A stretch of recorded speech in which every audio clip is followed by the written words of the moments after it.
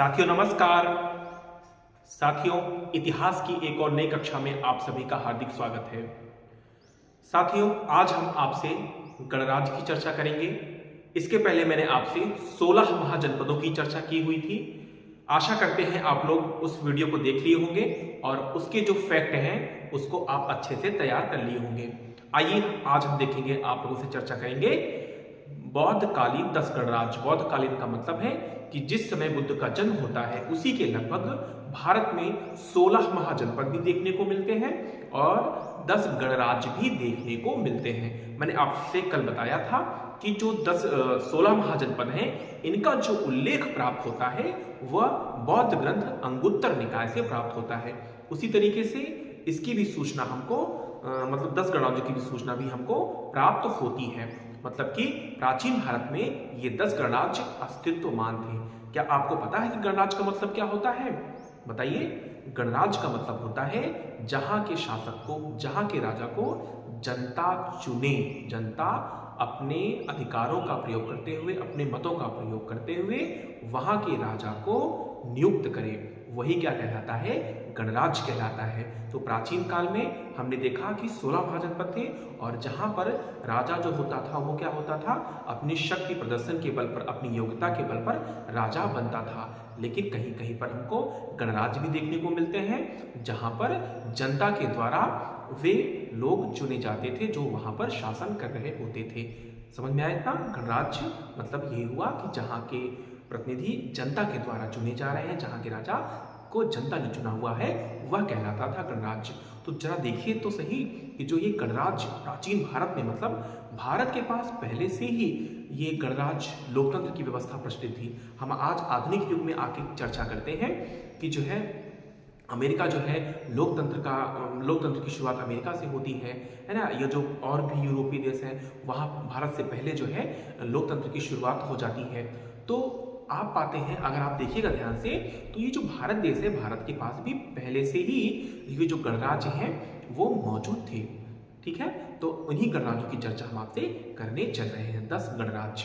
ठीक है, आप इसको भी याद कर लीजिएगा, एग्जाम में बहुत पूछते हैं 10 गणराज्यों के बारे में। तो आइए हम एक एक करके अपने गणराज्यों की चर्चा करेंगे। ठीक, 10 गणराज्य।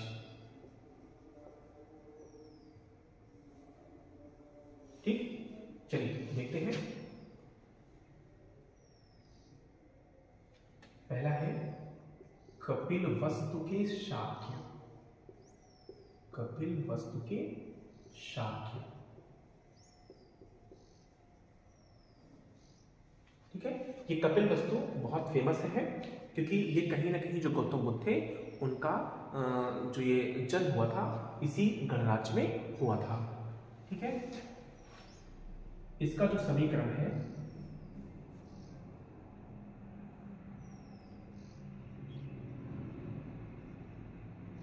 सिद्धार्थ नगर जिले के पिपरावा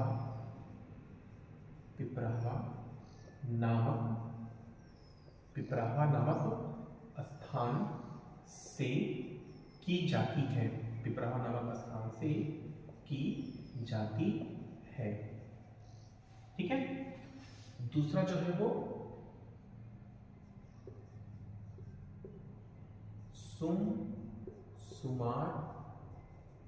सुमसुमार गिरी मतलब पर्वत के भग। सुमसुमार गिरी के भग। इसकी जो पहचान है वो आधुनिक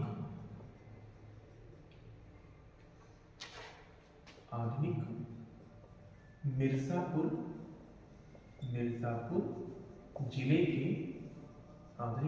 जिले के चुनार नामक स्थान से की जाती है। चुनार नामक स्थान से की जाती है। अगला है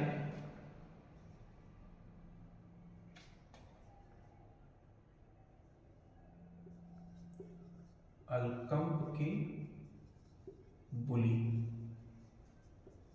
अलकंप के बोली।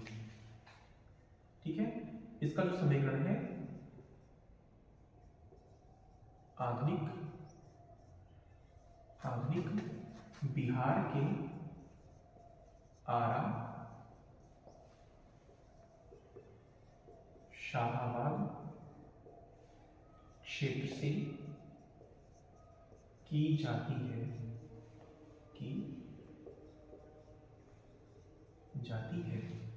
ठीक है। अगला है केशपुत्र के कालाम, इसका जो समीकरण है वो कौशल जनपद के पश्चिमी क्षेत्र से की जाती है, ठीक है। ये हम आपको बता रहे हैं कि जो ये है, ये क्या है, गणराज्यों के नाम है और तात्कालीन समय में ये कहाँ पर स्थित थे। वर्तमान से अगर तुलना करें तो उस समय ये कहाँ पर लोकेटेड थे, उन्हीं की बात मैं आपसे यहाँ पर कर रहा हूँ। ठीक है, हालांकि एग्जैक्ट क्षेत्र तो नहीं मिलता है कि हाँ ये राज्य यहीं पर स्थित थे, लेकिन जो इतिहासकार हुए वो इन लगभग क्षेत्रों से इसका समीकरण करने का प्रयास करते हैं। ठीक है, तो 4 हमने देख लिया है, चलिए आगे बढ़ते हैं। ठीक है, इसको लिख लीजिएगा। अगला है रामग्राम के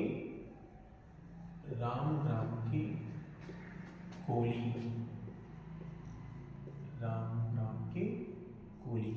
ठीक है, तो जो इसकी पहचान है वो आधुनिक गोरखपुर के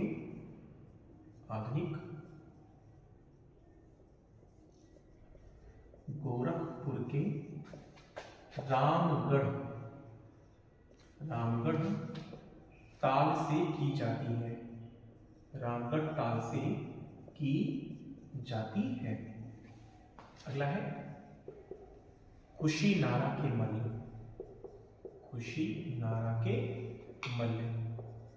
ठीक है, इसकी जो पहचान है वो कुशीनगर कहाँ पे है, उत्तर प्रदेश में। कुशीनगर जिले के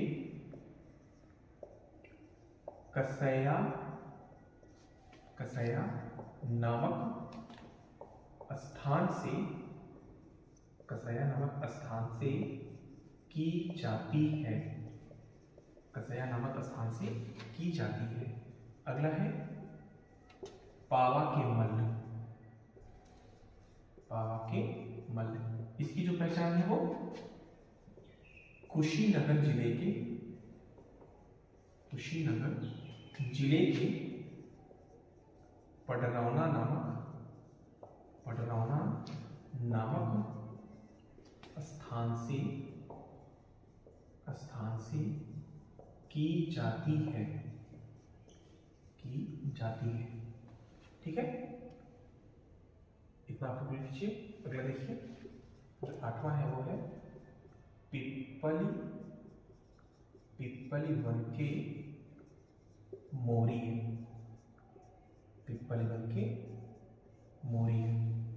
ठीक है, पिप्पली वन के मोरी है। इसमें एक विशेषता ये थी कि मोर प्रदेश में रहने के कारण, मतलब यहाँ पर मोरों की संख्या अधिक थी, मोर प्रदेश में रहने के कारण ये लोग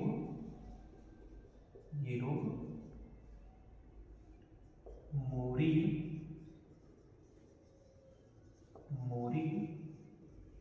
कहलाए। इसकी पहचान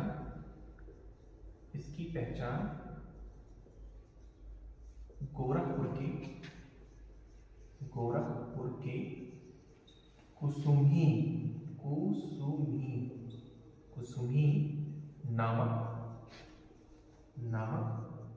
स्थान से की जाती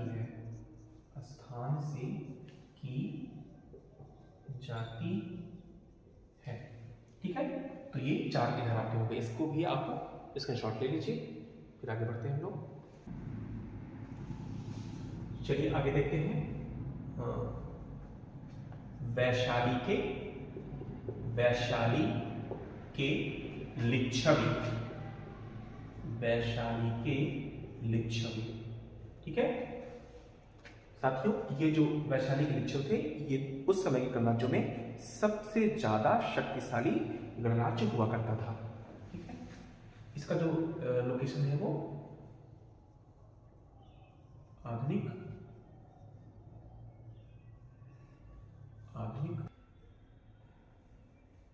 गोरखपुर जनपद की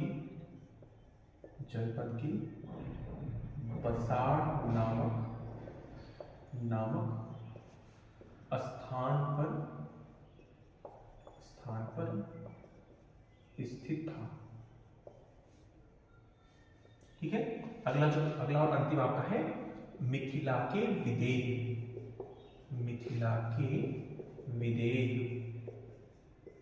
ठीक है, यह वर्तमान बिहार के दरभंगा और भागलपुर क्षेत्र में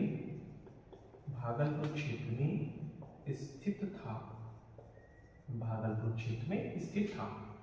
ठीक है, इतना आप लिख लीजिए। लिख लिया? तो इस तरीके से ये 10 गणराज्य आपके हो गए। आप 16 महाजनपदों को भी अच्छे से तैयार कर लीजिएगा, साथ ही साथ आप इन 10 गणराज्यों को भी अच्छे से याद कर लीजिएगा।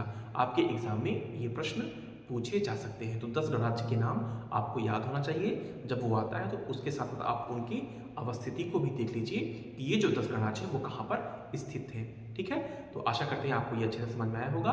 मिलते हैं हम अगले क्लास में, तब तक के लिए धन्यवाद, नमस्कार।